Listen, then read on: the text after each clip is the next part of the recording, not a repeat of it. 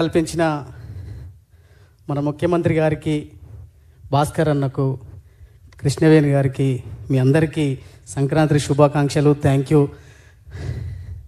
కొంచెం టెన్షన్ అవుతుంది, ముఖ్యమంత్రి గారి ముందు పాట పాడది ఫస్ట్ టైం.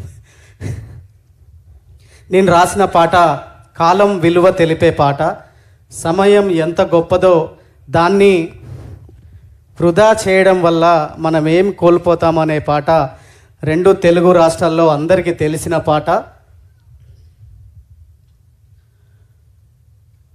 కాలం నీతో నడవదు, నిన్నడిగి ముందుకు సాగదు, సంకల్పం ఒకటే చాలదు దానికి, సమయమే కదరా ఆయుధము, విజయం నేరుగా చేరదు, శ్రమ పడితే దక్కక మానదు, నీ లక్ష్యం చేరే మార్గంలో ప్రతి సెకను విలువని తెలుసుకో, ఉన్నోడివా లేనోడివా ఏ కులం నీదని అడగదు, మంచోడివా చెడ్డోడివా ఏ మతం నీదని అడగదు, ప్రేమ జాలి చూపదు దయదాక్షిణ్యాలే ఉండవు, ప్రేమ జాలి చూపదు దయదాక్షిణ్యాలే ఉండవు, దానికి విలువను ఇస్తే గెలుస్తావు, అది మరిచితే అక్కడే ఆగుతావు, కాలం నీతో నడవదు, నిన్నడిగి ముందుకు సాగదు, సంకల్పం ఒకటే చాలదు దానికి, సమయమే కదరా ఆయుధము, మనకున్న టైము సరిపోదు తమ్మి జర జల్ది మేలుకోరు,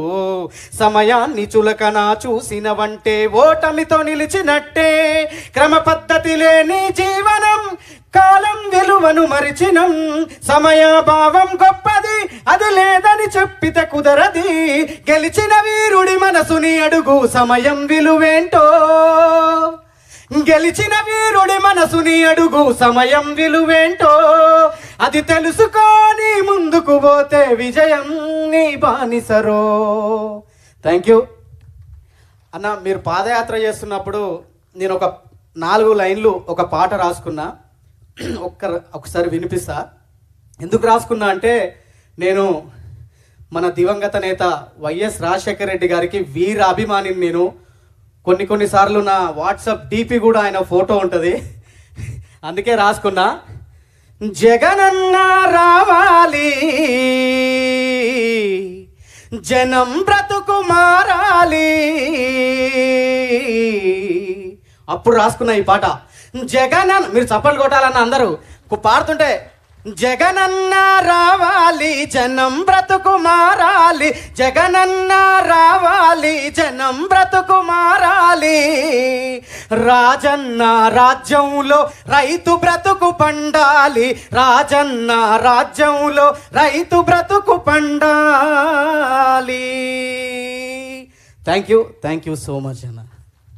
మీరప్పుడు రాసిన పాట అక్షర సత్యమేందన్న. జగనన్న వచ్చాడు, జనం రాత మార్చాడు, రైతు బతుకు మార్చాడు. ఇవాళ ఒక్కరోజే సంక్రాంతి కాదు, ఆంధ్ర రాష్ట్రంలో ప్రతిరోజు ఇంటికి ప్రతిరోజు సంక్రాంతి. అంత అద్భుతమైన పాలన అందిస్తున్న జగన్మోహన్ రెడ్డి గారికి మరొకసారి కృతజ్ఞతలు.